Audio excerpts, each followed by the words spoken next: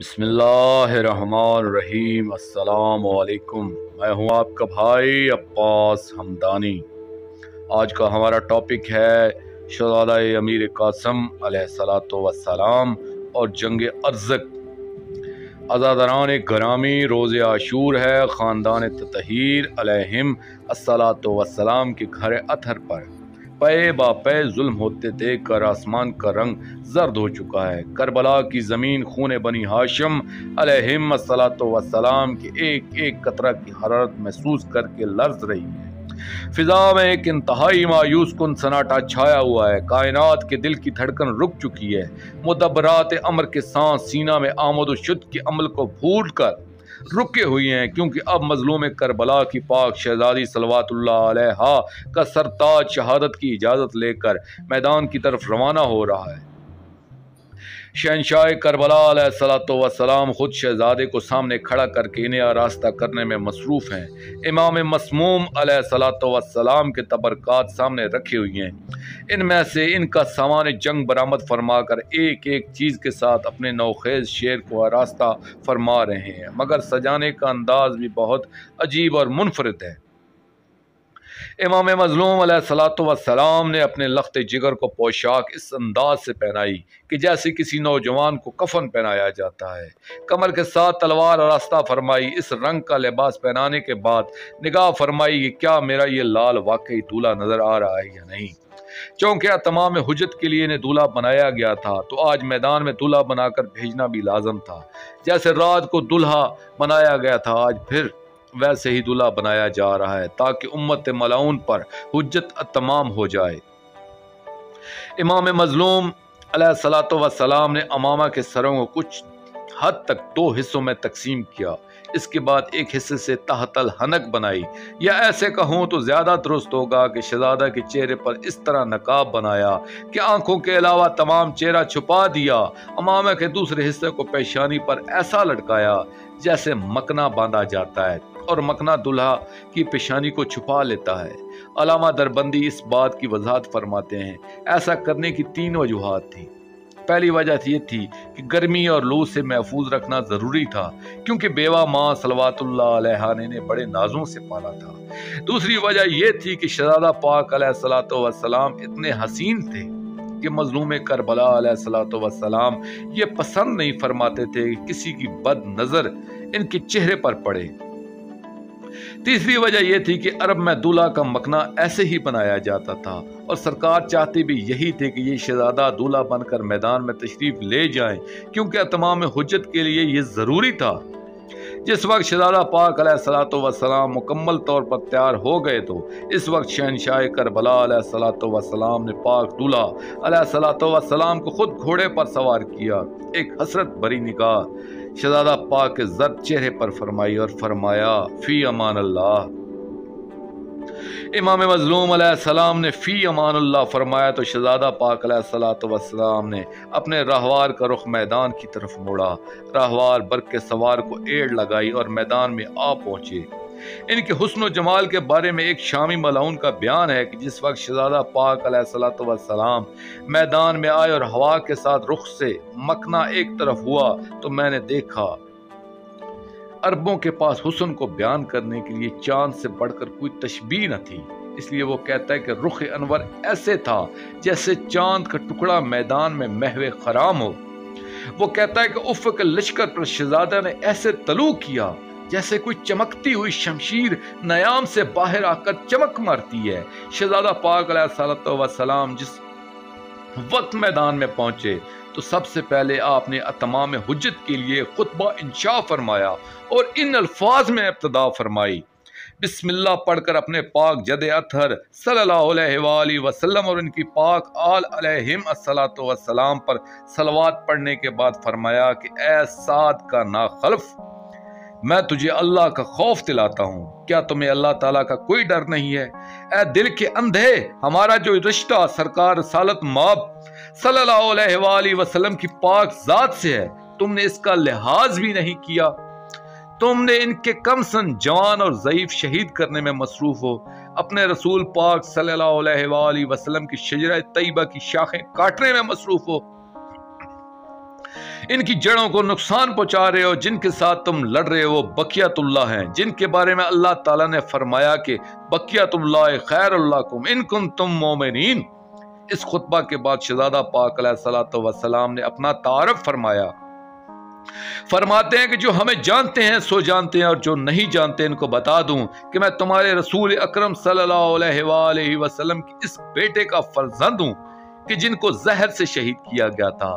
ہمیں بچپن میں یتیم کیا گیا تھا، ہم نے بچپن میں اپنے پاک بابا علیہ الصلوۃ والسلام کا جنازہ مزار رسول صلی اللہ علیہ وآلہ وسلم سے واپس آتے دیکھا تھا۔ میری پھپھی صلوات اللہ علیہا نے میرے سامنے میرے شہید بابا پاک علیہ الصلوۃ والسلام کے کفن سے 70 تیر برآمد کیے تھے۔ میں اسی مظلوم کا بیٹا ہوں۔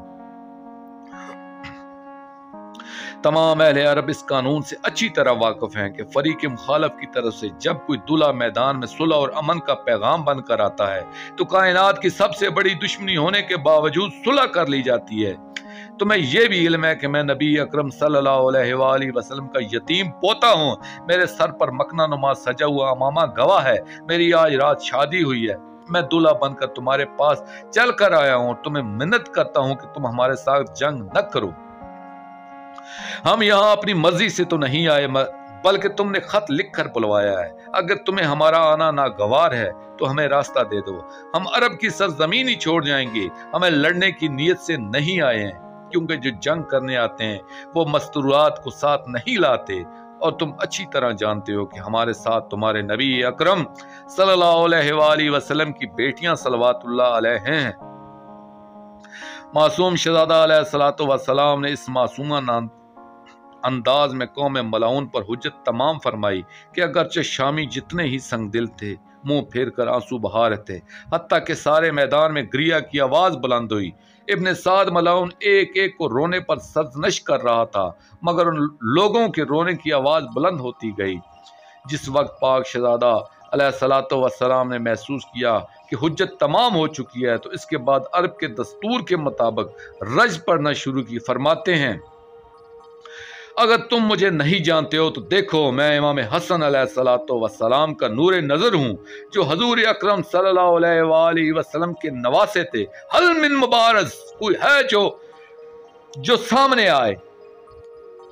ابن سعد ملعون نے چاروں طرف نگاہ کی، اسے اپنی فوج میں ایک جوان نظر آیا۔ ابن سعد ملعون نے اس کی طرف دیکھ کر کہا، کئی برسوں سے تو بنی امیہ کا نمک کھا رہا ہے، سالانہ ہزاروں دینار حکومت شام سے لیتا ہے، آج جنگ کا وقت ہے، تو دور کھڑے ہو کر تماشا دیکھ رہا ہے۔ تیری شجاعت کی عرب میں دھوم ہے، ذرا اس شہزادے سے جنگ آزما ہو کر دکھا۔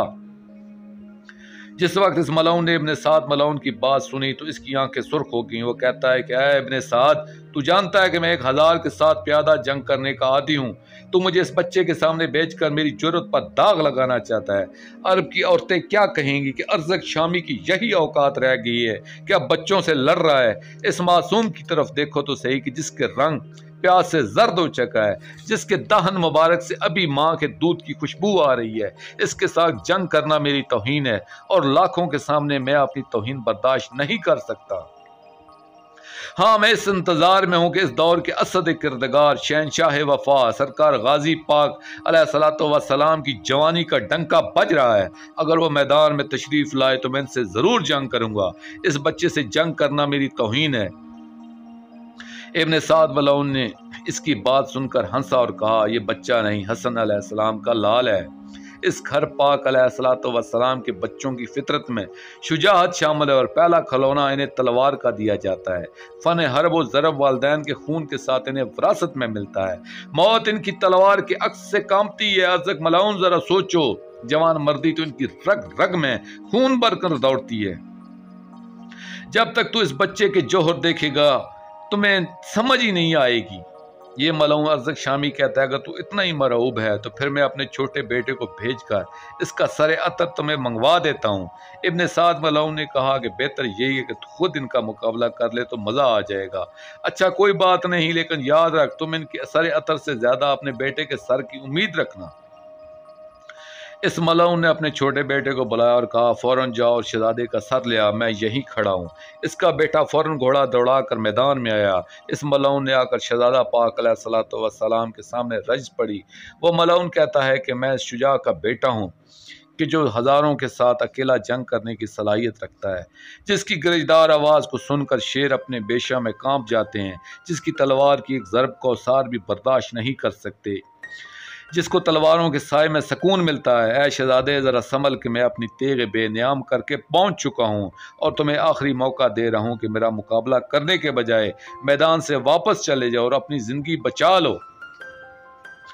شہزادہ پاک علیہ الصلوۃ والسلام نے گھوڑے کی زین میں انگڑائی لی، مسکرا کر فرماتے ہیں کہ تو نے اپنی بکواس کر لی ہے، اب مجھے پہچان کہ میں اسد اللہ الغالب کا پوتا ہوں کہ جو ہمیشہ غالب علی کل غالب رہے، میرے جسم میں بھی وہی خون ہے اور میں اپنے دور کا حیدر و کرار و غیر فرار ہوں۔ ہم جب میدان جنگ میں قدم جماتے ہیں تو پھر انہیں کوئی ہلا نہیں سکتا۔ اگر تمہارا یہ دعویٰ ہے کہ تم بہت بڑے تیغ زن ہو تو میں داور ذوالفقار حیدری ہوں۔ اب فضول باتیں کرنے کے بجائے ذرا میری تلوار کی ضرب کا سامنا کر۔ اگرچہ میں خود بھی پیاسا ہوں مگر میری تلوار ادا کے خون کی مجھ سے زیادہ پیاسی ہے۔ شہزادہ پاک علیہ الصلوۃ والسلام نے رجز پڑھی اور اس کو فرمایا تو اپنے طے حملہ کرنے کی حسرت پوری کر لے، کیونکہ ہمارے حملہ کے بعد تجھے یہ موقع نہیں مل سکے گا۔ اس ملاؤن نے گھوڑا آگے بڑھایا، اس ملاؤن نے شہزادہ پاک علیہ الصلوۃ والسلام پر تلوار کا وار کیا، مگر پاک شہزادہ علیہ السلام نے اپنے آپ کو ڈھال کے پیچھے چھپا لیا، جیسے بادل کے ٹکڑے کے پیچھے سورج چھپ جاتا ہے۔ تاریخ کہتی ہے کہ ارزب شامی کے ملاؤن بیٹے نے تلوار کا ایسا حملہ کیا کہ شہزادہ پاک علیہ الصلوۃ والسلام کی ڈھال 2 حصوں میں تقسیم ہو گئی اور اس ملاؤن کی تلوار نے ڈھال کو چیر کر شہزادہ پاک علیہ الصلوۃ والسلام کے بائیں بازو کو زخمی کیا۔ مظلوم کربلا علیہ الصلوۃ والسلام نے یہ منظر دیکھا تو آنکھوں میں آنسو آ گئے۔ آپ نے فوراً اپنے ساتھ کھڑے ہوئے غلام محمد بن انس کو آواز دی اور اس کے قریب آنے کا انتظار نہیں فرمایا بلکہ وہیں کھڑے ہو کر ڈھال اس کی طرف اچھالی اور فرمایا فوراً گھوڑا دوڑا کر میرے لال کو ڈھال دے کر آ۔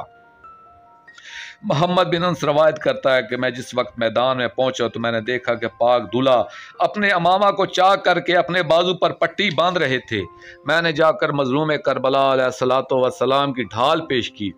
پاک شہزادہ صلوات اللہ علیہ نے ڈھال کو بوسہ دیا، آنکھوں سے لگا کر امام پاک علیہ الصلوۃ والسلام کی طرف رخ کر کے سر کو جھکا کر شکریہ ادا کیا۔ اس کے بعد میدان کا رخ کیا۔ ماہر شکاری بتاتے ہیں کہ ببر شیر کو اس وقت تک غصہ نہیں آتا کہ جب تک وہ زخمی نہ ہو جائے۔ جس وقت اسد کردگار کا لخت جگر علیہ الصلوۃ والسلام زخمی ہوا تو آنکھوں میں جلال کی سرخی نمودار ہوئی۔ اس سے پہلے یہ شہزادہ علیہ الصلوۃ والسلام دنیا کو معصوم بچہ نظر آتا تھا، مگر زخمی ہونے کے بعد بچہ نہیں بلکہ فاتح خیبر کا جلال مجسم نظر آتا تھا۔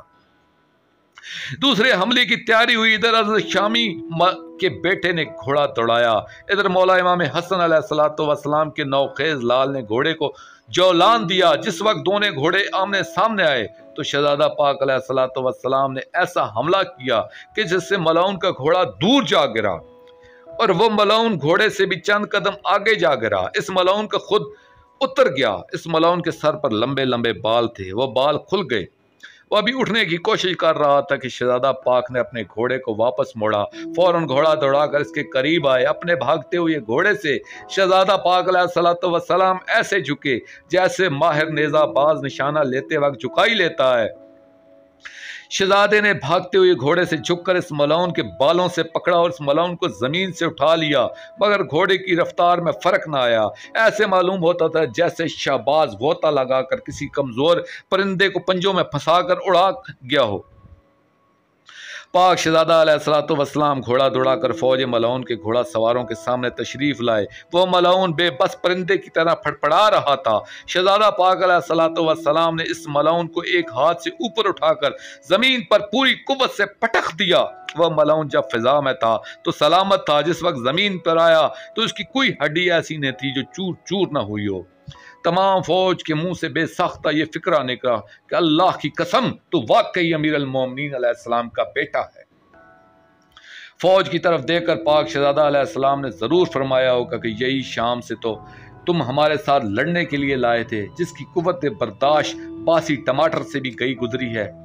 میں پہلے عرض کر چکا ہوں کہ عام طور پر شہزادہ پاک علیہ الصلوۃ والسلام کے متعلق یہی تصور دیا جاتا ہے کہ وہ ایک کم سن نازک اور نفیس شہزادے تھے، مگر یہاں پر دیکھیں کہ ایک قوی ہیکل جوان کو ایک ہاتھ سے اٹھا کر ایسے دے مارنا کہ اس کی ہڈی پسلی ایک ہو جائے، یہ کسی کم سن نازک نفیس بچے کا کام نہیں ہو سکتا، بلکہ کسی آہنی نوجوان کا کام ہو سکتا ہے۔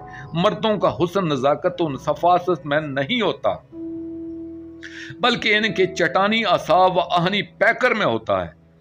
جس وقت وہ ملعون فی النار ہوا تو شہزادہ پاک علیہ الصلوۃ والسلام نے گھوڑے کی باغ خیام کی طرف موڑ دی۔ یہ دیکھ کر ارزق شامی نے اپنے دوسرے بیٹے کی طرف دیکھا، غصے کی حالت میں کہتا ہے، کیا دیکھ رہے ہو؟ بھائی وہی تھا جو فی النار ہو گیا، کیا میں تمہیں اس کی لاش اٹھانے کے لیے لایا تھا؟ شہزادہ تو واپس جا رہا ہے۔ اس ملعون کے دوسرے بیٹے نے گھوڑا دوڑایا اور آگے آ کر راستہ روکا۔ پاک شہزادہ علیہ الصلوۃ والسلام نے گھوڑے کی باغ روک لی۔ ادھر اس ملعون نے رجس کے انداز میں اپنی بکواس شروع کی، اے شہزادے، جسے آپ نے ابھی قتل کیا وہ بچہ تھا، جبکہ میں حرب و ضرب کے فن سے واقف ہوں، میرے سامنے آنے کی کوئی جرت نہیں کر سکتا، میں اپنے نیزہ کی نوک پر احد پہاڑ کو بھی اٹھا سکتا ہوں، اب سمجھ جاؤ کہ میں آپ کے سر پر آ گیا ہوں اور میں نے اپنے چھوٹے بھائی کا آپ سے ابھی انتقام لینا ہے۔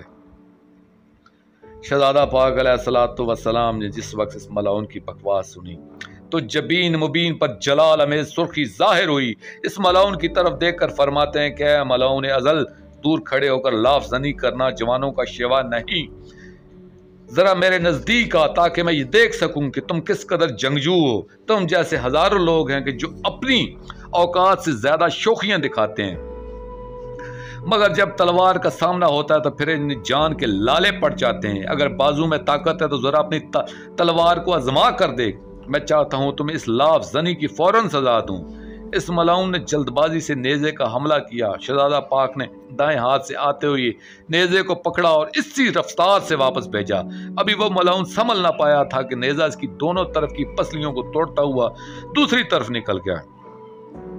یہ ملعون زمین پر گرا۔ شہزادہ پاک علیہ الصلوۃ والسلام نے اپنے راہوار کو اس کی لاش کے قریب لا کر فرمایا کہ تجھے کہا نہیں تھا کہ تجھے صرف باتیں کرنا آتی ہیں، لڑنا تو تیرے خاندان کے بس کا روگ ہی نہیں ہے۔ ادھر جوش میں ارزق ملعون کا تیسرا بیٹا سامنے آیا، وہ غصے سے پاگل ہو رہا تھا۔ اس ملعون نے اس انداز میں رجز پڑی، کہتا ہے کہ شہزادے اب یہ جان لے کہ میرے دو بھائیوں کو قتل کرنے کے بعد آپ خیام میں زندہ واپس نہیں جا سکتے۔ میرا بھائی ہر لحاظ سے اپنی مثال آپ تھے اور میں ان کے قتل کا صدمہ برداشت نہیں کر سکتا، میری ضرب کوئی جوان نہیں سہ سکتا، میرے دل میں بھائیوں کی جدائی کا درد آگ لگا رہا ہے اور اس آگ کو میں نے انتقام لے کر آپ کے خون سے بجھانا ہے۔ شہزادہ پاک علیہ الصلوۃ والسلام نے اس کی رجز سنی، مسکرا کر فرماتے ہیں کہ تو رجز پڑھ رہا ہے یا مجھے بھائیوں کا مرثیہ سنانے آیا ہے؟ اس کے بعد فرماتے ہیں کہ زیادہ پریشان ہونے کی ضرورت نہیں ہے، ہمارے پاس تیرے ہر دکھ درد کا علاج تلوار کی صورت میں موجود ہے، ہم تیری فرقت ابھی ختم کر دیں گے، جہاں تیرے بھائی ہیں ہم تمہیں بھی وہیں پہنچائیں گے۔ زندگی بھر بھائیوں کو رونے کے بجائے زندگی ہار کر اگر ان سے جا ملو تو تمہارے لیے زیادہ بہتر ہے۔ دوسری بات یہ ہے کہ جہنم تمہارے انتظار میں ہے، اس لیے ہم تمہیں جہنم کے حوالے کرنا چاہتے ہیں۔ اس ملعون نے جب یہ کلام سنا تو غصے سے پاگل ہو گیا۔ جلدی سے اس ملعون نے نیزہ کا وار کرنے کے لیے ہاتھ اٹھایا تو شہزادہ پاک علیہ الصلوۃ والسلام اس کی اٹھے ہوئی ہاتھ پر تلوار کا ایسا وار کیا کہ اس ملعون کا بازو کٹ گیا۔ بازو کٹتے ہی اسے لڑنا بھول گیا اور یہ واپس بھاگا۔ شہزادہ پاک علیہ الصلوۃ والسلام نے گھوڑا دوڑا کر بھاگتے ہوئے ملعون کے سر پر ایسا وار کیا کہ اس کا سر تن سے جدا ہو گیا اور اس کی بے سر لاش کئی قدموں تک بھاگتی گئی۔ ایسے ہی ارزق شامی کے بیٹے آتے رہے اور واصل جہنم ہوتے رہے۔ ایک روایت یہ ہے کہ اس کے 4 بیٹے فی النار ہوئے اور دوسری روایت یہ ہے کہ اس کے 7 بیٹے تھے، جن سب کو شہزادہ پاک علیہ الصلوۃ والسلام چند لمحے میں واصل جہنم کیا۔ جس وقت سرکار امیر قاسم علیہ الصلوۃ والسلام ارزق شامی ملعون کے سب بیٹوں کو دوزخ کے حوالے کر چکے تو انہوں نے خیام کا رخ کیا۔ اس کی وجہ صاحبان مقتل نے یہ لکھی کہ شاید 3 دن کی پیاس نے غلبہ کیا ہوگا، جس کی وجہ سے شہزادہ پاک علیہ الصلوۃ والسلام نے کچھ کمزوری محسوس کی۔ اس وقت انہوں نے گھوڑے کی باغ خیام کی طرف موڑ لی۔ ادھر ارزق شامی دستور عرب کے مطابق جنگ کے لیے تیار کرنے میں مصروف تھا۔ اس ملعون نے لباس حرب پہنا اور سامان جنگ سے لیس ہوا، اپنی تلوار کمر سے باندھی اور گھوڑے پر سوار ہو کر میدان میں آیا۔ جس وقت یہ میدان میں آیا تو شہزادہ پاک علیہ الصلوۃ والسلام خیام کی طرف روانہ ہو چکے تھے۔ ابھی شہزادہ پاک خیام سے کچھ فاصلے پر تھے کہ اس ملعون کا گھوڑا دوڑا کر آگے آ گیا اور کہا جب کسی کا قرض دینا ہو تو یوں جلدی واپس نہیں لوٹنا چاہیے، میرے 7 بیٹے قتل کر کے گھر جانے کی خواہش ہی ختم کر دو۔ شہزادہ پاک علیہ الصلوۃ والسلام نے نگاہ کی تو سامنے ایک دیو قامت اور غر کے آہن جوان نظر آیا۔ وہ ملعون اتنا جسیم تھا کہ گھوڑے کی زین پر ایک پہاڑی چٹان کی صورت نظر آتا تھا۔ شہزادہ پاک علیہ الصلوۃ والسلام نے جب اس ملعون کی بات سنی تو پیاس کی شدت کے باوجود انہوں نے باغ واپس میدان جنگ کی طرف موڑ لی۔ میدان میں پہنچے پر اس ملعون نے دستور کے مطابق رجز پڑھی، جس کا خلاصہ یہ تھا کہ اے شہزادے مجھے پہچانو، میں ارزق ہوں، میں وہ جنگجو ہوں کہ جو فن جنگ اور حرب و ضرب کا فن ماہر ہے۔ آج میرے مقابلہ میں شیر خدا امیر المومنین علیہ الصلوۃ والسلام تشریف لاتے تو جنگ کا مزہ آتا، یا پھر مجھے آپ کے استاد سرکار وفا کے ساتھ طے غزمائی کا موقع ملتا، کیونکہ کسی معصوم بچے کے ساتھ جنگ کرنا میں اپنی توہین و تضحیق سمجھتا ہوں۔ تمہارے سامنے ارزق نہیں بلکہ موت کا فرشتہ ہے۔ میرے دل میں اپنے بیٹوں کی موت کا دکھ اتنا شدید ہے کہ مجھے اس وقت کچھ نہیں سوجھ رہا ہے۔ میں اس وقت انسان نہیں بلکہ آدم خور وحشی بن چکا ہوں۔ ادھر شہزادہ پاک علیہ الصلوۃ والسلام نے خشک ہونٹوں پر زبان پھیر کر رجز پڑھنا شروع کی تو مظلوم کربلا علیہ الصلوۃ والسلام کی آنکھوں سے آنسو جاری ہوئے۔ سرکار غازی پاک علیہ الصلوۃ والسلام کی طرف دیکھ کر فرماتے ہیں کہ یہ ملعون تجربہ کار ہے اور میرا یتیم بیٹا کم سن ہے اور 3 دن کا پیاسا ہے۔ امام مظلوم علیہ الصلوۃ والسلام نے آسمان کی طرف ہاتھ بلند کیے اور فرمایا خالق میرے بیٹے کی نصرت فرما۔ ادھر مستورات میں پاک دائی نے یہ خبر پہنچائی کہ اب پاک دلہا علیہ الصلوۃ والسلام کے مقابلے میں عرب کا مشہور پہلوان ارزق شامی ہے کہ جو اکیلا ہزاروں سے جنگ کرتا ہے۔ جو ہی یہ خبر پھیلی مستورات میں بے قراری کی لہر دوڑ گئی۔ پاک سیدہ شریکت الحسین صلوات اللہ علیہ دولہ کی پاک والدہ صلوات اللہ علیہ کے قریب آئیں اور فرمایا کہ ضعیف ماں کی اپنے بیٹے کے حق میں جو دعا ہو اسے خالق رد نہیں فرماتا۔ اب آپ کے نور چشم پر مشکل وقت ہے، اپنے لال کے حق میں دعا کریں۔ پاک والدہ صلوات اللہ علیہ نے سجدے میں سر رکھ کر دعا کی کہ اے رب ذوالجلال والاکرام، ہم تیری ہر رضا پر راضی ہیں، مگر اب ہم یہ چاہتی ہیں کہ ایک مرتبہ میرا لال خیریت سے واپس آ جائے۔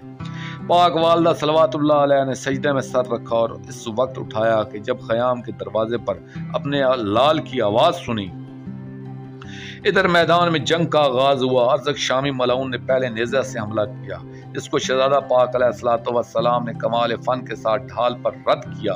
اس حملے کا رد ہونا تھا اس کی توقع کے خلاف تھا، کیونکہ اس کو اپنے اس دو پر بڑا ناز تھا۔ جس وقت اس کا وار خطا ہوا تو یہ ہوش و آواز کھو بیٹھا۔ اس وقت فن سپاہ گری کے اصول کے بالکل خلاف دوسرا حملہ کیا۔ اس نے غضبناک ہو کر شہزادہ پاک علیہ الصلوۃ والسلام پر حملہ کرنے کے بجائے ان کے گھوڑے کے شکم پر نیزے کا حملہ کیا جو کامیاب ہو گیا۔ دولہ پاک کے راوار نے اپنے مالک پر قربان ہو کر زمین کو زینت دی۔ جب پاک شہزادہ علیہ الصلوۃ والسلام نے پیادہ جنگ کرنا شروع کی اور مظلوم کربلا علیہ الصلوۃ والسلام کی نگاہ پڑی تو انہوں نے فوراً سرکار غازی پاک علیہ الصلوۃ والسلام کو اپنے قریب بلایا اور حکم دیا کہ میرے مرتجز کو فوراً میرے قاسم تک پہنچاؤ۔ سرکار غازی پاک نے مرتجز کو پکڑا اور اپنا گھوڑا دوڑا کر پاک شہزادہ کے قریب آئے۔ جس وقت شہزادہ کی نظر چچا پر پڑی تو ہونٹوں پر مسکراہٹ دوڑ گئی، چہرے پر مسرت کی سرخی پھیل گئی، رخ روشن پر اطمینان کے سورج نے طلوع کیا۔ شہزادہ کو شفقت امام زمانہ علیہ الصلوۃ والسلام دیکھ کر انتہائی خوشی ہوئی۔ فوراً سرکار غازی پاک کے قریب آئے اور ان کے ایک لائق شاگرد کی طرح ان کے رکاب کا بوسہ لیا اور اس کے بعد مرتجز کی باغ سنبھالی۔ ایک جم کے ساتھ مرتجز کی زین پر آئے، مرتجز کو دوڑا کر ارزق شامی ملعون کے سامنے آئے۔ سرکار امیر قاسم علیہ الصلوۃ والسلام نے ارزق شامی کے ساتھ جنگ کرتے وقت اپنی تلوار نیام سے نہیں نکالی، بلکہ ارزق ملعون کے بڑے بیٹے کی تلوار استعمال کرنے کا ارادہ فرمایا۔ جس وقت اس ملعون کی نظر اپنے بیٹے کی تلوار پر پڑی تو اس نے پوچھا کہ یہ تلوار کس کی ہے؟ شہزادہ پاک نے فرمایا یہ تیرے بیٹے کی تلوار ہے۔ اس نے عرض کی یہ تلوار اس نے خصوصاً اس جنگ کے لیے 1000 دینار کی عوض خریدی تھی، آپ نے یہ کیوں اٹھائی ہے؟ شہزادہ پاک نے فرمایا کہ جو تلوار تم ہم پر استعمال کرنے کے لیے لائے ہو یہ اگر تمہاری کھوپڑی اڑائے تو لطف آئے گا۔ وہ ملعون غصے سے پاگل ہو گیا اور آگے گھوڑا بڑھایا اور کہا اے کم سن شہزادہ، میں ایک بہت بڑا شاہ سوار اور تجربہ کار جنگجو ہوں، آج میں تمہیں جنگ کے نئے دو پیش دکھلاؤں گا۔ یہ سن کر پاک شہزادہ علیہ الصلوۃ والسلام نے مسکرا کر فرمایا کیا تو جنگ کے تمام فنون سے واقف ہے؟ یہ کہتا ہے کہ ہاں، میں کسی بچے سے تو زیادہ فنون حرب سے واقف ہوں۔ شہزادہ پاک علیہ الصلوۃ والسلام نے فرمایا کہ تو فن جنگ کے ابتدائی اصولوں سے بھی نا واقف ہے کیا؟ کیونکہ تجھے یہ بھی معلوم نہیں کہ جب شاہ سوار گھوڑے پر سوار ہوتے ہیں تو پہلے گھوڑے کا تنک دیکھتے ہیں کہ تیرے گھوڑے کا تنک ڈھیلا ہے اور تجھے معلوم تک نہیں ہے، اس لیے تو کسی وقت بھی گر سکتا ہے۔ اس ملاؤں نے جھک کر اپنے گھوڑے کا تنگ دیکھنے کی کوشش کی۔ شہزادہ امیر قاسم علیہ السلام کو سرکار عباس نے آواز دی کہ میرے لال اب سنبھلنے نہ دو۔ یہ آواز سن کر 3 دن کے پیاسے شہزادے نے دونوں ہاتھ سے تلوار کو مضبوطی سے پکڑ کر آواز دی، اللہ اکبر!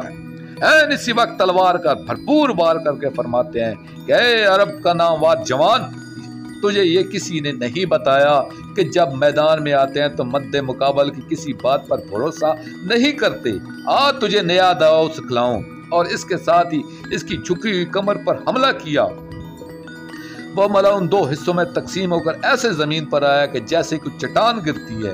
شہزادہ امیر قاسم نے فرمایا، یاد رکھ، جو تجھ جیسے ملاؤن کو ٹھیک 2 حصوں میں تقسیم کر دے، اس کو قاسم کہتے ہیں۔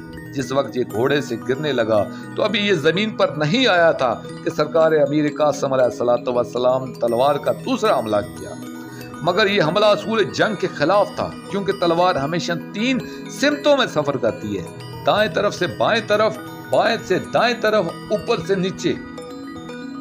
مگر شہزادہ امیر قاسم نے یہ حملہ نیچے سے اوپر کی طرف کیا، جس کا نتیجہ یہ نکلا کہ ازرق شامی ملاؤن کا سر کٹ کر اوپر اچھلا۔ شہزادہ امیر قاسم علیہ السلام نے اس کے سر کو زمین پر پہنچنے سے پہلے بھاگتے ہوئے گھوڑے پر اپنی گرفت میں لیا اور اسے زمین پر دے مارا، جس کی وجہ سے میدان میں دھول اٹھی۔ اس کا گھوڑا بے سوار اور بدحواس ہو کر میدان میں دوڑنے لگا۔ شہزادہ امیر قاسم علیہ السلام نے مرتجز کو ایڑ لگائی اور بھاگتے ہوئے گھوڑے کا تعاقب کیا۔ جیسے ہی اس کا گھوڑا سر پر دوڑ رہا تھا، شہزادہ پاک علیہ السلام نے اس کے قریب اپنے گھوڑا لے جا کر چھلانگ لگائی اور اس ملاؤن کے گھوڑے کی زین کو شرف بخشا۔ پھر اس کی باگیں سنبھال کر اس کو واپس موڑا اور مرتجز کی باگ پکڑی۔ اس کے فوراً بعد آپ سرکار وفا مولا غازی پاک کی خدمت میں حاضر ہوئی اور پاک مرتجز ان کے حوالے کیا۔ جس وقت پاک شہزادہ علیہ السلام مسکراتے ہوئے ان کے قدموں پر ہاتھ لگانے کے لیے جھکے تو مولا غازی پاک علیہ السلام نے بیٹے کو سینے سے لگا کر تحسین فرمائی اور پیشانی پر بوسہ دیا۔ تاریخ گواہ ہے کہ باقی جنگ شہزادہ پاک علیہ السلام نے ازرق شامی کے گھوڑے پر سوار ہو کر کی۔ یہاں سے واپس خیام میں آئے۔ جس وقت شہزادہ پاک کامیاب واپس لوٹے تو امام مظلوم علیہ السلام کے قدموں پر ہاتھ لگایا۔ سرکار نے ان کی زرد پیشانی پر بوسہ دیا۔ شہزادہ امیر قاسم علیہ السلام عرض کرتے ہیں کہ آقا شدید پیاس ہے، کیا ایک گھونٹ پانی کا مل جائے گا؟ مظلوم کربلا علیہ السلام نے صبر کی تلقین فرمائی۔ اس کے بعد اپنی انگشتری عطا فرمائی اور فرمایا اس کو اپنے دہن مبارک میں ڈالیں۔ شہزادہ امیر قاسم کہتے ہیں جس وقت ہم نے انگوٹھی منہ میں ڈالی تو اس میں سے آب کوثر کا ایک چشمہ جاری ہوا۔ جس وقت شہزادہ پاک علیہ السلام سیراب ہو چکے تو مظلوم کربلا نے فرمایا، یہ پانی تو ہم نے پلایا، ان قریب تمہیں بابا پاک علیہ السلام کے ہاتھوں سے جام کوثر عطا ہوا۔ ادھر پاک دلہن کی یہ کیفیت تھی کہ اپنے خیمے میں سر جھکا کر مصروف دعا تھی۔ پاک دلہن اپنے زانوؤں پر سر جھکا کر گریہ اور زاری کے ساتھ مصروف دعا تھی کہ اچانک انہوں نے اپنے پاک سرتاج کی آواز سنی۔ پاک دلہن صلوات اللہ علیہ نے فوراً خیمہ کے روزن سے نگاہ فرمائی تو دیکھا کہ پاک سرتاج کا چہرہ خون آلودہ تھا، جسم عطر پر زخمی تھے۔ اپنے مہربان آقا کی خدمت میں عرض کر رہے تھے کہ چچا جان شدید پیاس محسوس ہو رہی ہے اور یہ حالت دیکھ کر خدا جانے ان کے دل پر کیا گزری ہوگی۔ سب مومنین مل کر دعا کریں اب تو ان کی غم ختم ہو، اس چند لمحوں کی دلہن کی حقیقی خوشیوں کا موسم جلد آئے۔ ہمارے 12ویں آقا اجر اللہ فرج شریف ان کی خوشیاں لے کر جلد تشریف لائیں، ان کا انتقام لیں، ان کو ابدی خوشیاں عطا فرمائیں، یہ گھر دوبارہ ایسے آباد ہو پھر کسی دکھ کا سایہ بھی ان کے قریب نہ آئے، آمین یا رب العالمین۔ دوستو آخر میں شکریہ ادا کروں گا اپنے مرشد کریم سید محمد جعفر الزمان نقشبی البخاری سرکار دامت اللہ تعالی۔ یہ مضمون میں نے ان کی کتاب مجالس المنتظرین علی روضۃ المظلومین جلد 2 سے پیش کیا ہے، اور آخر میں اپنے پاک شہنشاہ کی بارگاہ میں دعا کریں گے۔ اللہ جل یا منتقم شہزادہ امیر قاسم، اللہ جل یا وارث خون شہزادہ امیر قاسم، اجل اللہ تعالی فرجک و صلوات اللہ علیہ یا رب محمد و آل محمد صلی اللہ محمد و آل محمد واجل فرج آل محمد صلی اللہ علیہ وآلہ وسلم۔